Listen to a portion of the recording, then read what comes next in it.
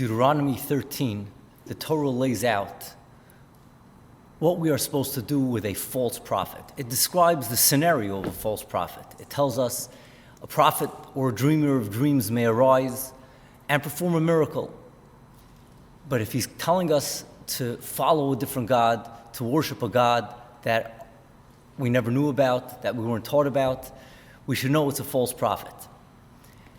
And the Torah tells us that God is testing us with this prophet. He's testing us to see if we love the Lord our God with all our hearts.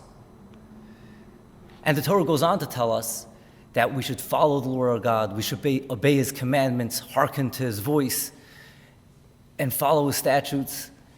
And the question is, why is this a test of love? Why is the false prophet who preaches a different theology, a different philosophy, why is it a test of love? Wouldn't it be a test of philosophy, theology?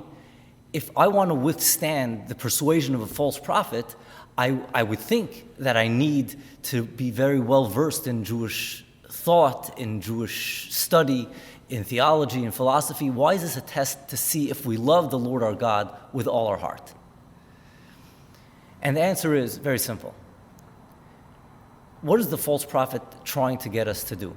The false prophet wants us to give our heart to the God that he's advocating. Take Christianity, for example. They want us to give our heart to Jesus. Any Christian will tell you, it's not enough to believe in Jesus, you have to give your heart to Jesus. We see Jesus as a false prophet, which he was. Now, who would give his heart to Jesus? Only someone who doesn't find all of what his heart needs with God. If he finds everything with God, if she finds everything with God, if you find everything with the God of your fathers, the God who created you, the God who gave you life, who's consistently giving you life and is sustaining your life, there's no conversation. If you love the Lord your God with all your heart, then the conversation doesn't begin with the false prophet. The only way the false prophet could begin his conversation is if you feel that you're missing something with God. In fact, if you think about it, the underlying message of Christianity is that the God that the Jewish people are worshiping, which is God without Jesus. God without Jesus is inadequate. That is the underlying message of Christianity. They're telling you God without Jesus cannot forgive your sins.